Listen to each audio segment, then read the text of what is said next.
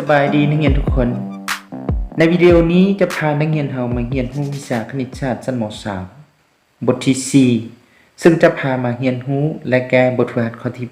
8ข้อที่8นี้เพิ่นว่าจงคิดไว้และมี3ข้อคือข้อกข้อขอและข้อขอนะและต่อไปนี้มันเฮาพากันไปแก้ข้อกนี้เพิ่นให้มาเป็น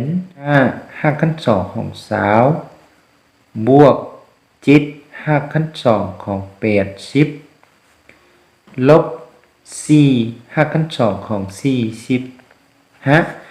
เฮาคิดไล่เบิ่งว่าได้เท่าใดแล้วเฮามาเบิ่งว่า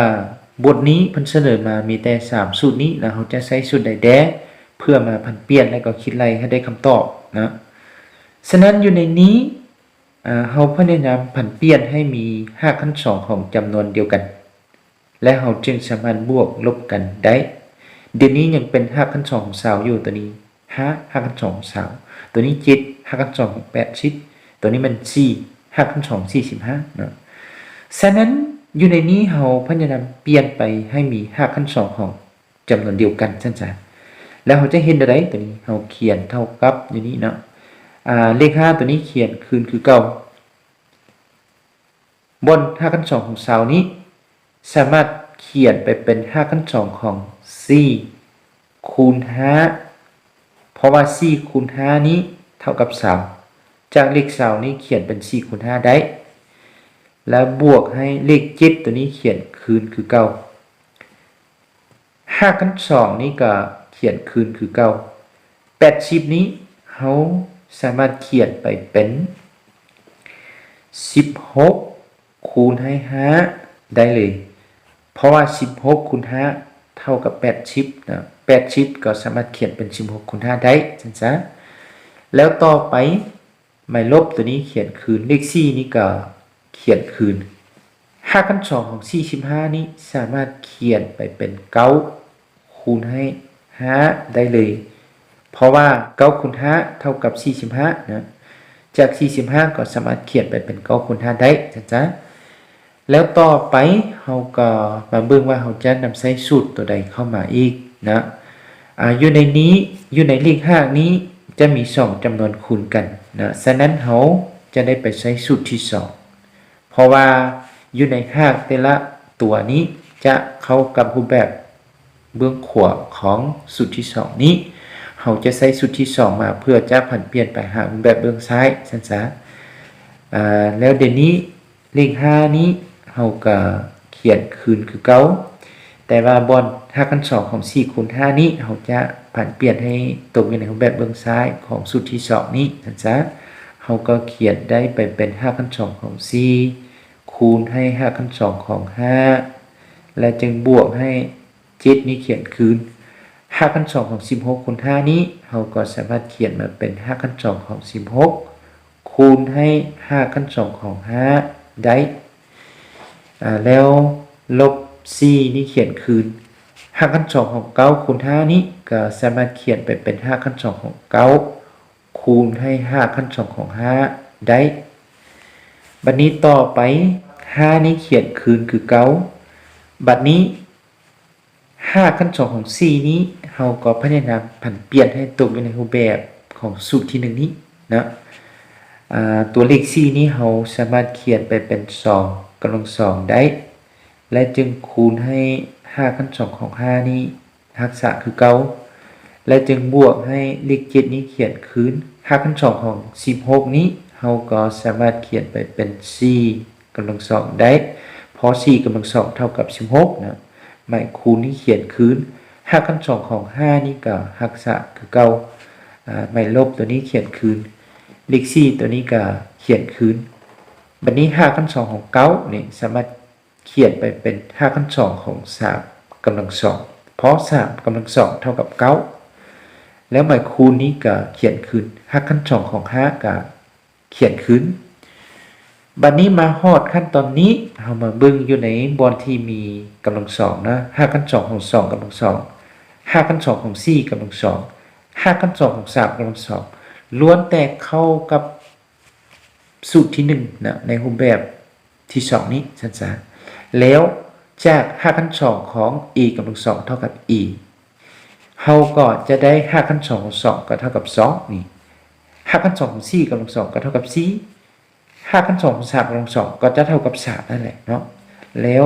เราก็เขียนเลข5นี้คืน5 ขั้น 2 ของ 2 กำลัง 2 ก็จะได้มาเป็น 2 แต่ว่าบนนี้เป็นไม้คูณนะไม้คูณและจึงคูณให้5 ขั้น 2 ของ 5 และจึงบวกให้7คูณให้5 ขั้น 2 ของ 4 กำลัง 2 นี่เราก็อิงใส่สูตรที่ 1 คือว่าไปเมื่อกี้นะจะได้มันเป็น4คูณให้5 ขั้น 2 ของ 5 ลบ4 5 ขั้น 2 ของ 3 กำลัง 2 ก็จะได้มาเป็น 3 และจึงคูณให้5 ขั้น 2 ของ 5บัดนี้มาฮอดนี้เราจึงมาไล่ต่อไป5คูณ2จะได้เป็น10นะ10คูณให้5 ขั้น 2 ของ 5 ก็ได้10 5 ขั้น 2 ของ 5 นะบวกให้7คูณ4ได้28 5 ขั้น 2 ของ 5 ตัวนี้มันตัวถึงลบให้4คูณ3จะได้12 5 ขั้น 2 ของ 5 นะตัวนี้เป็นตัวถึงนี้บัดนี้เรามาเบิ่งอยู่ในนี้มี3พจน์นะคือพจน์ที่1มัน10 5 ขั้น 2 ของ 5 พจน์ที่2มัน28 5 ขั้น 2 ของ 5 พจน์ที่3นี่มันลบ12 5 ขั้น 2 ของ 5 แสดงว่าอยู่ใน3พจน์ดังกล่าวนี้มี5 ขั้น 2 ของ 5 นี่เป็นส่วนคูณร่วมนะฉะนั้นเราก็เอา5 ขั้น 2 ของ 5 นี่ออกเป็นส่วนคูณต่อไปซึ่งเราเอา5 ขั้น 2 ของ 5 นี่ออกแล้วอยู่ในพจน์ที่1นี้ยังเหลือ10นะไม่บวกตัวนี้เขียนคืนอยู่ในพจน์ที่2นี้เอา5 ขั้น 2 ของ 5 ออกแล้วยังเหลือ28อยู่ในพจน์ที่3นี้ไม่ลบนี้เขียนคืนเอา5 ขั้น 2 ของ 5 นี่ออกแล้วยังเหลือ12อนุนิบบัดนี้ต่อไป5 ขั้น 2 ของ 5 นี่ก็เขียนคืนแล้วเราก็มาไล่ตัวเลขอยู่ในวงเล็บนี้10บวกให้28นี่จะได้38ลบให้12 38ลบให้12ได้เท่าใด5 ขั้น 2 ของ 5 นี่ก็เขียนคืนก่อน8ลบ2ยังเหลือ6 3ลบ1ยังเหลือ2ตัวนี้หมายคูณนะแสดงว่าสุดท้ายเราก็ได้26นี้เขียนไว้ทางหน้านะได้26 5 ขั้น 2 ของ 2อันนี้ถือว่าเป็นคำตอบนะเป็นคำตอบของข้อกอนะและต่อไปเราไปแก้ข้อขอไปนำกันแล้วต่อไปนี่เราไปมือข้อขอกับข้อคอสำหรับข้อขอนี่ค่ายคือข้อกอ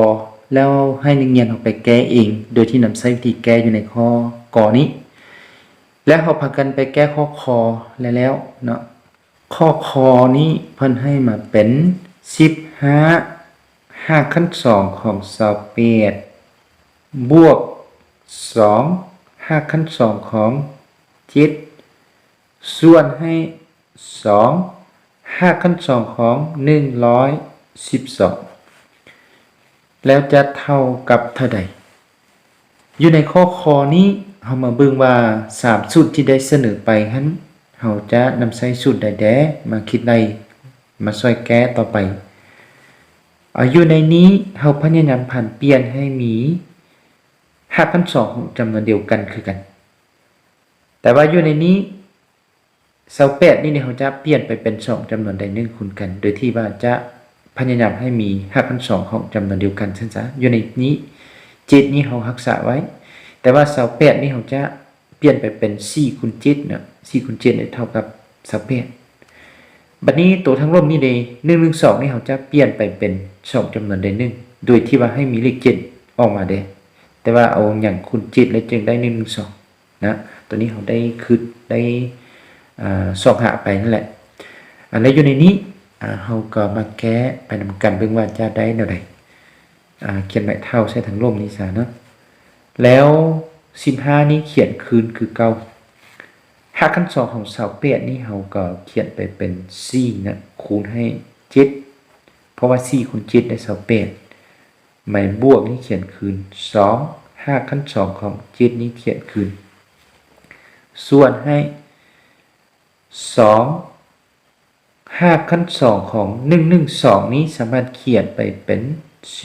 16คูณให้7ได้เลยเพราะว่า16คูณ7นี้เท่า112นะ6 7 42เขียน2อยู่4 7 1 7บวก4จะเป็น11นี้ถือว่า112นี้สามารถเขียนไปเป็น16คูณ7ได้นะบัดนี้เท่ากับนะ15นี้เขียนคืนคือเก่าแต่ว่า5ขั้น2ของ4คูณ7นี้เฮาก็มันนำใช้สูตรที่2นะโดยที่เฮาจะเบิ่งจากขวาหาซ้ายเพราะเดี๋ยวนี้5ขั้น2ของ4คูณ7นี้กำลังอยู่ในรูปแบบเบื้องขวาของสูตรที่2นี้ฉะนั้นบนนี้เฮาก็สามารถเขียนไปเป็น5ขั้น2ของ4คูณให้5ขั้น2ของ7ได้เลยพออิงใส่สูตรที่2นี้จากขวาหาซ้ายสั้นๆแล้วหมายบวกนี้ก็เขียนคืนเลข2นี้เขียนคืน5ขั้น2ของ7ก็เขียนคืนส่วนให้ทั้งลบนี้ก็คือกันทั้งลบนี้5ขั้น2ของ16คูณ7นี้ก็อยู่ในรูปแบบเบื้องขวาของสูตรที่2เช่นเดียวกันนะ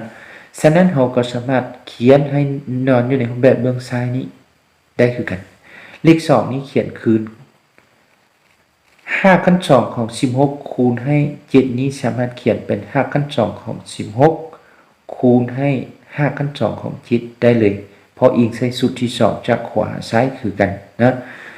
บัดนี้มาฮอดขั้นตอนนี้เฮาก็พยายามเลข4นะ5ขั้น2ของ4นี้พยายามพันเปลี่ยนให้เข้ากับสูตรที่1นี้5ขั้น2ของ16นี้ก็คือกันพยายามพันเปลี่ยนให้เข้ากับสูตรที่1นี้และตัวอื่นนี้รักษาไว้คือเก่าก่อนเท่ากับ15เขียนคืน5ขั้น2ของ4ก็สามารถเขียนไปเป็น2กำลัง2ได้เพราะ2กำลัง2เท่า4คูณให้5ขั้น2ของ7นี้เขียนคืนบวก2 5ขั้น2ของ7จึงส่วนให้2 5ขั้น2ของ16นี้สามารถเขียนเป็น4กำลัง2ได้เลยเพราะ4กำลัง2เท่ากับ16จาก16ก็เขียนมาเป็น4กำลัง2แล้วจึงคูณให้5ขั้น2ของ7บัดนี้ขั้นตอนต่อไปนะเฮามาเบิ่ง5ขั้น2ของ2กำลัง2นี่ก็เข้ากับสูตรที่1นี้แล้ว